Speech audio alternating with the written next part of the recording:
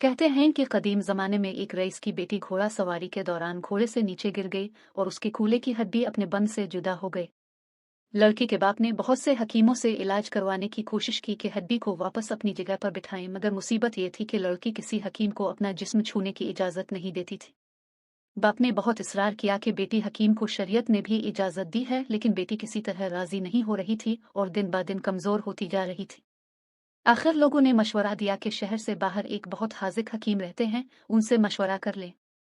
वो शख्स हकीम साहिब के पास गए और अपना मसला बयान किया तो हकीम साहिब ने कहा कि एक शर्त पर मैं आपकी बेटी का कोल्हा हाथ लगाए बगैर वापस बिठा सकता हूँ।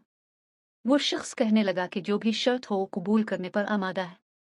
हकीम ने कहा कि शर्त यह है कि एक बहुत मोटी ताज़ी गाय मेरे लिए ला दो तो मैं इलाज कर दूंगा आपकी बेटी का।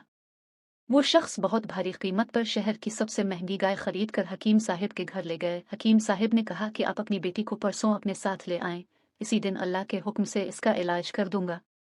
जब वो शख्स चला गया तो हकीम साहिब ने अपने शागिर्दों से कहा कि 2 दिन तक ना तो गाय को घास का एक तिनका खिलाया जाए और ना पानी का एक कतरा पिलाया जाए। शागिर्द हैरान हुए कि इतनी महंगी गाय 2 दिन में भूख और प्यास से मर ना जाए, लेकिन चूंकि उस्ताद का हुक्म था इसलिए तामील के सिवा कोई चारा न था। 2 दिन तक गाय भूख और प्यास की शिद्दत से बहुत कमजोर हो गई।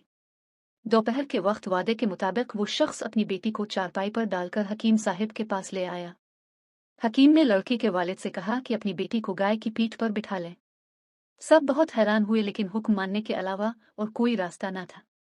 लड़की को गाय की पीठ पर बिठा दिया गया। अब हकीम साहब ने अपने शागिर्दों से कहा कि लड़की के दोनों पांव गाय के पेट के गिर्द रस्सी से बांध दें। ये काम होने के बाद हकीम साहब ने शागिर्दों से कहा कि अब गाय के सामने घास और दूसरी खुराक डाल दो।